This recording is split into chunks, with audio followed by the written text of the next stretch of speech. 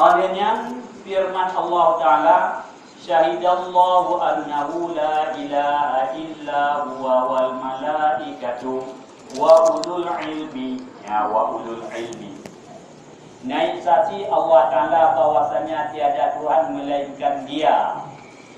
Ya, syahidallah, Allah naik saksi bahawa tiada Tuhan selain Dianya Allah.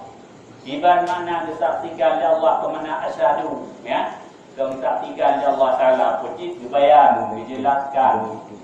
Ya, dijelaskan kepada nabi-nabi, kepada hamba-hambanya bahawa tiada Tuhan yang lain yang patut disembah hanyalah Allah. Wal malaikatu, malaikat turut bersaksi pula bahawa hanya Tuhan selain daripada Allah Ta'ala. Ya, olehnya tolong yang turut bersaksi wa ulul ilmi, dan ulul yang mempunyai ilmu. Ulul yang mempunyai ilmu iaitulah ulama-ulama. Ulama turut bersaksi bahawa tiada Tuhan selain Allah. Ya, yang pertama syahadah Allah sendiri. Yang kedua malaikat-malaikat. Yang kelima baru ulama-ulama dikatakan. Ya, kan, sederetan dengan para malaikat-malaikat, derajat ulama gangkat Allah Subhanahu wa Ta'ala. Dan kata Imam Ghazali di dalam kitab Ihya Ulumuddin, maka dilihat olehmu akan ayat ini, kata Imam Ghazali. Ya, dilihat olehmu akan ayat ini. Tetapi dimulainya yang dia betapa dimulai Allah Ta'ala saksi akan ketuhanannya itu dengan dirinya sendiri.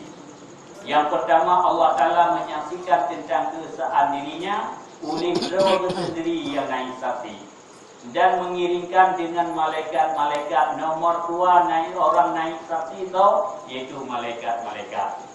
Ya, malaikat turut bersaksi bahawa hanya Tuhan selain Allah. Nomor yang ketiga yaitu ulama-ulama. Ya, kan?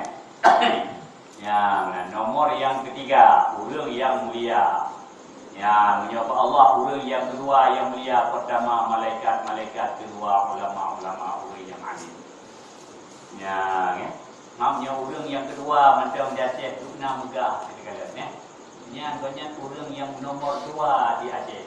Yang betul orang nomor dua di Indonesia. Ya, betul orang nomor dua di dunia. Okay. Ya, orang yang nomor dua di Aceh macam orang hebat. Ya. Sobi itu yang nomor dua di Aceh.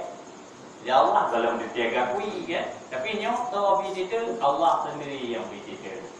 Ulama-ulama adalah nomor yang kedua yang diakui Allah Ta'ala derajatnya. Ya, benar kan?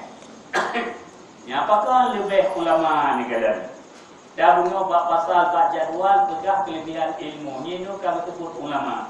Apakah lebih ulama dikarenakan ilminya? Ya, kan? Lebih ulama karena ilminya. Ya, makanya termasuk yang lebih tentang kelebihan ilmu. Ya, menang lebih ulama gara-gara ilminya. Lebih orang alim gara-gara na ilminya, makanya hidup, makanya hidup. Ya, yang kedua mengiringkan ia dengan orang yang mempunyai ilmu yang kedua. Pun yang kedua disaksikan dengan ya mengiringi dengan orang yang mempunyai ilmu. Ya, menang. Akan saksi yang ketiga bahwasanya tiada Tuhan yang sebenarnya melainkan Allah Ta'ala. Dan memadalah dengan tersebut dalam ayat ini akan kemuliaan ilmu itu dan kelebihan dan kebesarannya. Yang dengan ayatnya macam tadi menyatakan tentang kelebihan kemuliaan ilmu, kelebihan dan kebesarannya ilmu. Hebatnya ilmu daripada yang lain-lain. Ya, mereka yang lain menjadi sebagainya ikutan. Demikian lagi dalil yang menunjukkan akan kelebihan ilmu itu beberapa hadis Nabi SAW. Hadis-hadis yang menunjuki tentang kelebihan ilmu. Yang di sampingnya juga disebutkan patung-patung ayat. Yang lain-lain yang hanya disebut ini. Lagi ke yu'til hikmata man yasha. Allah memberikan hikmah kepada siapa yang berkehendak.